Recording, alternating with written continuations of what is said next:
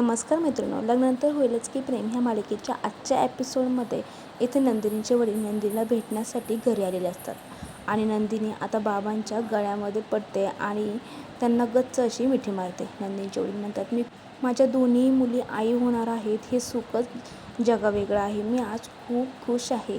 तर लगेच आता इकडे नंदिनीचे जे वडील असतात ना, ते वसुधराकडे बघतात आणि म्हणतात, ताई तुमचंही खूप खूप अभिनंदन, तुम्हाला खूप सोन्यासारखा जावई मिळाला आहे. वसुधा म्हणते, हो ना. तर लगेच आता इथे विक्रांत म्हणतो, हो आमचा जावई खरंच एकच नंबर आहे. तर लगेच नंदिनी म्हणते, बाबा आईची तब्येत. तर ती बाबा म्हणतात, आता आई एकदम ठणठणीत आहे. नंदिनी म्हणते, आईला सांगा की काव्य आणि मी पुढच्या आठवड्यात आईला भेटायला येऊ म्हणून. तर लगेच नंदिनीचे वडील म्हणतात, अगं तुझ्यासाठी ना आईने खाऊ पाठवला आहे. आणि तो एक बॅग आणलेली असते, ती नंदिनीच्या हातात देतात आणि म्हणतात, हा खाऊ दोघींसाठी सुद्धा आहे बरं का. विक्रम म्हणतो, अरे हे काय रे, तू काय आता प्रत्येक वेळेस 9 महिने तुझ्या मुलींसाठी भेटवस्तू घेऊन येणारच काय.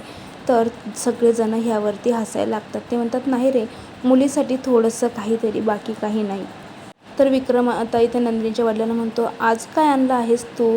तर लगेच ते म्हणतात, मागच्या वेळेस आंबे आणले होते, तर आता ह्यावेळेस ड्राय फ्रूट्स आणि केशर आणलेलं आहे. केशर कसं मुलीने दुधात खाल्लं ना, त्यांचीही त्वचा व्यवस्थित राहील आणि येणारं बाळसुद्धा मस्त होईल. विक्रम म्हणतो, अरे पण हे सर्व कशासाठी. इथे मालिनी होती ना त्यांची काळजी घेण्यासाठी. मालिनी तुझ्या मुलीला काही कमी पडून देणार नाही. तर जेवढं म्हणतं आहे सगळं, पण एक बापाचा जीव आहे तो त्यांच्या बिगर नाही राहत. तर लगेच आता इथे सर्वजण हसायला लागतात.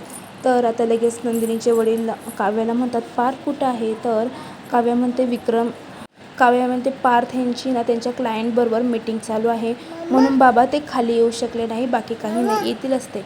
तर नंदिनीचे वडील म्हणतात, ठीक आहे. तर तेवढ्यात जीवाजी नवतात खाली येतो आणि तो नंदिनीच्या वडिलांना नमस्कार करतो. तर नंदिनीचे वडील म्हणतात, ठीक आहे राहू दे.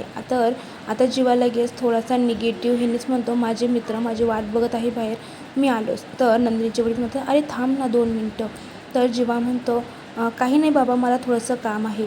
पण जीवा तिथून निघून जातो हे नंदिनीला बघूनसुद्धा खूपच वाईट वाटतं. तर नंदिनीचे वडील म्हणतात, जीवा मी तुलाच भेटण्यासाठी आज आलेलो आहे, माझं तुझ्याकडेच काम आहे. जीवा म्हणतो, माझ्याकडे तुमचं काय काम आहे. तर लगेच ते म्हणतात, आहे एक काम. जीवा जेव्हा म्हणतो ना की माझ्याशी काय बोलायचं, तेव्हा मालिनी म्हणते, जीवा ही काय बोलण्याची पद्धत झाली. तर जीवा शांत बसतो. तर लगेच आता इथे नंदिनीचे वडील म्हणतात, त्या दिवशी मी घरी आलो होतो त्याबद्दल मला तुमची जीवा माफी मागायची होती. जीवा म्हणतो, माझी माफी. तर ते म्हणतात, हो, त्या दिवशी पार्थ रावांची आणि काव्याची गुड न्यूज ऐकून मी खूप खुश झालो होतो आणि तुम्ही माझ्याजवळ येऊन नमस्कार केला, पण मी तुमच्याकडे दुर्लक्ष केलं. जीवालासुद्धा त्या दिवशीचा तो क्षण आठवतो की तेव्हा बाबांनी त्याच्याकडे दुर्लक्ष केलं होतं आणि ते फक्त पार्थबरोबर बोलत होतात. तर लगेच नंदिनीचे वडील म्हणतात, त्या दिवशीचा तो प्रकार मला नंतर माझ्या मनाला खूप लागला. मला कळलं की नंदिनीसुद्धा त्या दिवशी माझ्यावरती नाराज झाली होती म्हणून.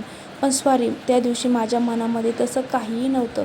म्हणून आज स्पेशली मी तुम्हाला भेटण्यासाठी आणि तुमचं अभिनंदन करण्यासाठी इथे आलो होतो. पण त्या दिवशी फक्त काव्याविषयी मला एक काळजी वाटली, म्हणून मी पार्थशी बोलत होतो. पण तुमच्याबद्दल माझ्या मनामध्ये निगेटिव्ह विचार असे काहीच नव्हते. जीवा म्हणतो, बाबा झाला तो विषय, अहो मला त्याबद्दल काहीच वाटत नाही आहे. नंदिनीचे वडील म्हणतात, माफी यासाठी मागायची की त्या दिवशी मी नंदिनीला कॉंग्रॅच्युलेशन करण्यासाठी फोन केला. त्या नंदिनीने मला सांगितले की त्या दिवशी जीवाबरोबर तुम्ही जे वागलात ते मला बाबा अजिबात आवडलेलं नाही. माझ्या नवऱ्याला पण एक मान सन्मान अभिमान आहे व तुम्ही त्यांच्याशी असं का वागला आहात, आणि म्हणूनच जीवा मी तुझी माफी मागण्यासाठी इथे आलं आहे. तर जीवा म्हणतो, हे बघा, मला मान सन्मान जरी असला ना तरी मी एक माणूस आहे आणि मी तुमच्यापेक्षा मोठा नाही आहे. माझ्यावरती देशमुखांचे संस्कार आहेत, मी ती गोष्ट कोणतीच मनात ठेवलेली नाही. असं म्हणून जीवा आता इथे नंदिनीच्या वडिलांना मिठी मारतात आणि त्यांच्यामधील प्रॉब्लेम दोघांचेही सॉल्व्ह झालेले असतात. तर विक्रम म्हणतो, काय रे, शोभतोय ना जीवा हा माझा मुलगा. तर मालिनी लगेच मस्करी करत म्हणते, हो हो. तर आणि पुढे मालिनी काव्य आणि लगेच नंदिनीला म्हणतात, बघ आता तुमच्याही बाबतीत असंच घडणार आहे. जीवा आणि पार तुम्हाला सुद्धा असंच म्हणणार बरं का. सगळेजण ह्या गोष्टीवरती हसायला लागतात.